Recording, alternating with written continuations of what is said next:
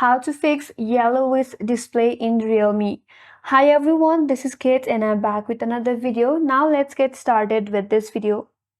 Now if you are facing this yellowish display in your Realme device like mine, now to fix it, first of all launch the settings in your device. Now under the settings option, scroll down a bit and then tap on display.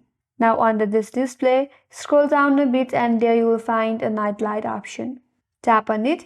Now if your night light is turned on, that is the reason why your display in your Realme device is yellowish in color. Now to fix it, simply turn off this toggle. And as you can see, the yellowish display has been disappeared from your Realme device. So this is the way to fix yellowish display in Realme. And that's all for today's video. Hope this video was helpful, and if you are new to our channel, do not forget to subscribe, like, comment and hit that notification bell icon. Thanks for watching and I will see you on next video.